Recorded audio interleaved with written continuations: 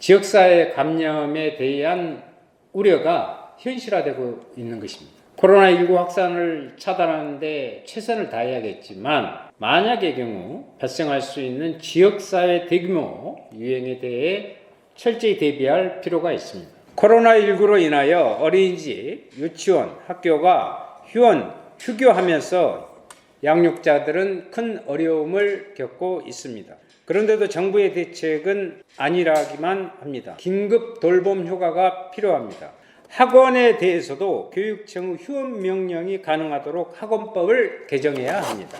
교육부와 교육청은 만약에 대비하여 개학 연기 검토를 시작해야 합니다.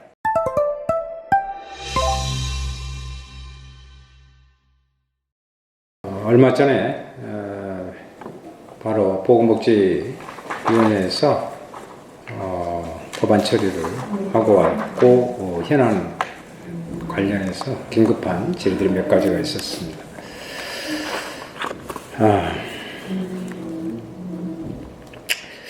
오늘 31명이 추가로 확인되어서 코로나19 확진자는 모두 82명으로 늘었습니다. 어제 확인된 15명과 오늘 확인된 23명 등 38명은 31번째 환자 접촉자입니다.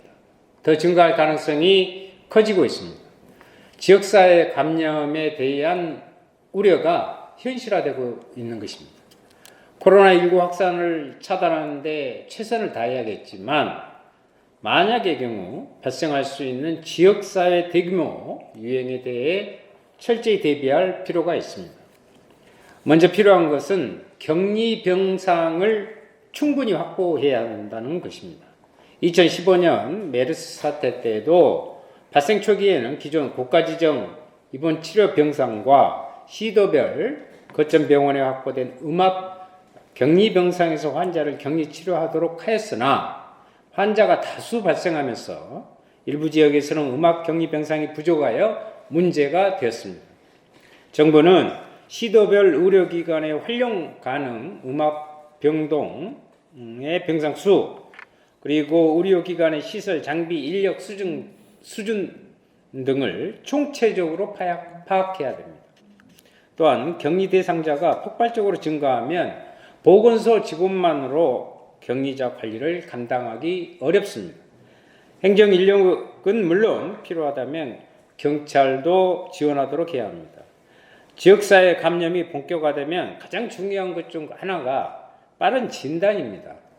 중소병원까지 진단키트를 보급해 누구나 검사할 수 있도록 해야 합니다. 아직 확진 환자가 발생하지 않는 지자체의 경우도 전파 가능성이 있음을 염두에 두고 지역 내 병원, 시설, 인력, 이송수단 등을 철저히 준비하고 점검해야 할 것입니다. 응급의료 시스템도 잘 점검해야 합니다. 확진자나 의심 환자가 다녀가면 응급실 폐쇄, 응급실에 있던 의료진은 격리 조치됩니다. 감염 차단을 위해 당연한 조치인데 이로 인해 지역사회 응급의료 공백이 발생하지 않도록 추가적 대책을 수립해야 할 것입니다. 오늘 보건복지위원회에서 감염병 예방법, 검역법 등 관련 법안이 의결될 예정이었는데 돌봄 휴가제 도입을 위한 감염병 예방법 개정안이 논의조차 되지 않았다는 점에 대해 심히 유감을 표합니다. 코로나19로 인하여 어린이집, 유치원, 학교가 휴교하면서 양육자들은 큰 어려움을 겪고 있습니다. 그런데도 정부의 대책은 안일하기만 합니다. 긴급 돌봄 휴가가 필요합니다. 부모들이 발을 동동 구르는 상황을 해결하지 못하면서 저출산이 위기라고 말하는 건 어쩌면 어불성설입니다. 20대 국회에서 꼭 통과되길 바랍니다. 또한 곧 3월 개학을 앞두고 있습니다. 교육 분야 대책 3가지를 말씀드리겠습니다. 첫째, 학원에 대해서도 교육청 휴업 명령이 가능하도록 학원법을 개정해야 합니다. 둘째, 교육부와 교육청은 만약에 대비하여 개학 연기 검토를 시작해야 합니다. 코로나19 추이를 지켜보다가 대규모 확산이 우려된다면 교육당국이 선제적으로 휴교 명령을 취해야 합니다. 이런 상황에 대비하기 위해서도 긴급 돌봄 휴가제 도입이 필요합니다.